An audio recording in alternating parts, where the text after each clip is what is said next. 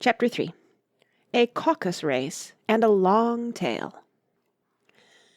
They were indeed a queer-looking party that assembled on the bank, the birds with draggled feathers, the animals with their fur clinging close to them, and all dripping wet, cross, and uncomfortable. The first question, of course, was how to get dry again. They had a consultation about this, and after a few minutes it seemed quite natural to Alice to find herself talking familiarly with them, as if she had known them all her life. Indeed, she had quite a long argument with the Lory, who at last turned sulky, and would only say, "I am older than you, and must know better." And this Alice would not allow without knowing how old it was, and, as the Lory positively refused to tell its age, there was no more to be said. At last the Mouse, who seemed to be a person of authority among them, called out, "Sit down, all of you, and listen to me. I'll soon make you dry enough." They all sat down at once in a large ring with the Mouse in the middle. Alice kept her eyes anxiously fixed on it, for she felt sure she would catch a bad cold if she did not get dry very soon. "Ahem!" said the Mouse with an important air. "Are you all ready? This is the driest thing I know. Silence all round, if you please. William the Conqueror, whose cause was favoured by the Pope, was soon submitted to by the English, who wanted leaders, and had been of late much accustomed to usurpation and conquest. Edwin and Morcar, the Earls of Mercia and Northumbria—" "Ugh!" said the Lory with a shiver. "I beg your pardon," said the Mouse, frowning, but very politely. "Did you speak?" "Not I," said the Lory hastily. "I thought you did," said the Mouse. "I proceed. Edwin and Morcar, the Earls of Mercia and Northumbria, declared for him, and even Stigand, the patriotic Archbishop of Canterbury, found it advisable—" "Found what?" said the Duck. "Found it," the Mouse replied rather crossly. "Of course you know what 'it' means." "I know what 'it' means well enough when I find a thing," said the Duck. "It's generally a frog or a worm. The question is, what did the Archbishop find?" The Mouse did not notice this question, but hurriedly went on. "Found it advisable to go with Edgar Atheling to meet William and offer him the crown. William's conduct at first was moderate, but the insolence of his Normans— How are you getting on now, my dear?" it continued, turning to Alice as it spoke.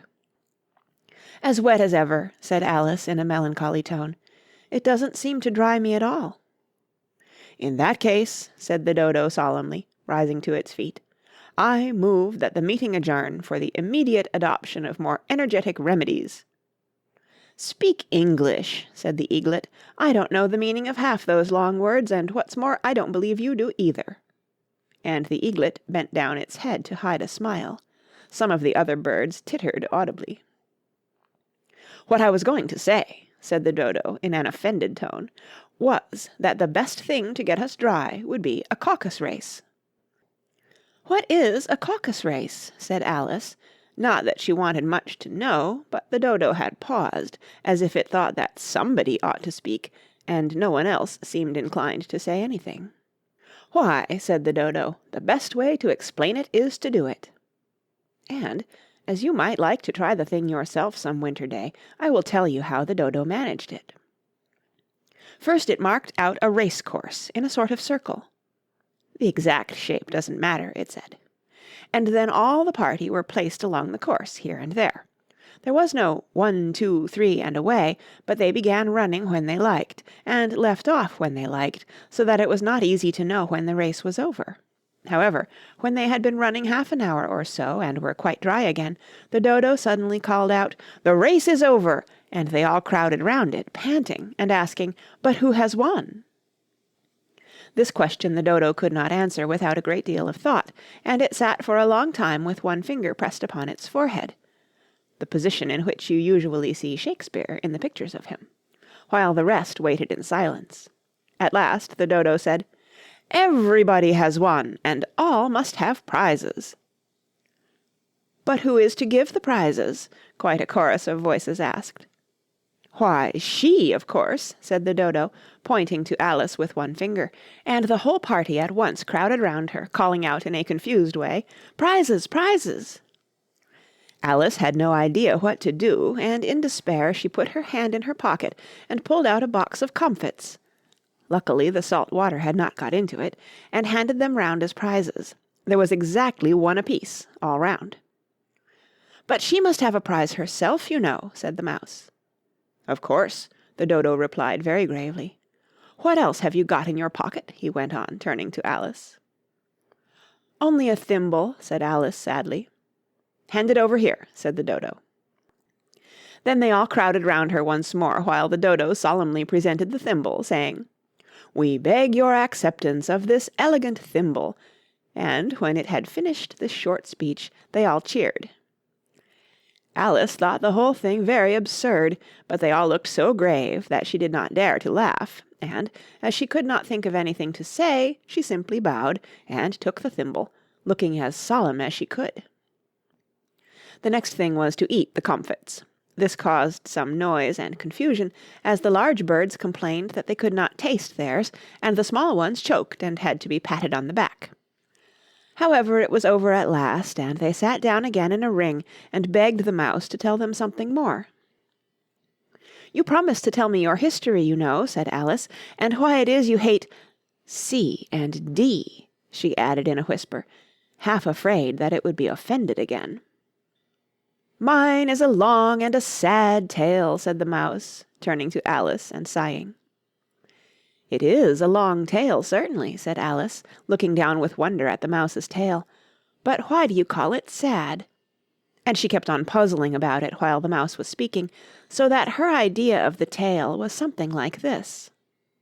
And here the Mouse's words are printed in a long snaky line down the page, like a mouse's tail. Fury said to a mouse that he met in the house, "Let us both go to law, I will prosecute you. Come, I'll take no denial, we must have a trial, for really this morning I've nothing to do." Said the Mouse to the Cur, "Such a trial, dear sir, with no jury or judge would be wasting our breath." "I'll be judge, I'll be jury," said cunning old Fury. "I'll try the whole cause, and condemn you to death." "You are not attending," said the Mouse to Alice severely. "What are you thinking of?" "I beg your pardon," said Alice very humbly. "You had got to the fifth bend, I think." "I had not," cried the Mouse, sharply and very angrily.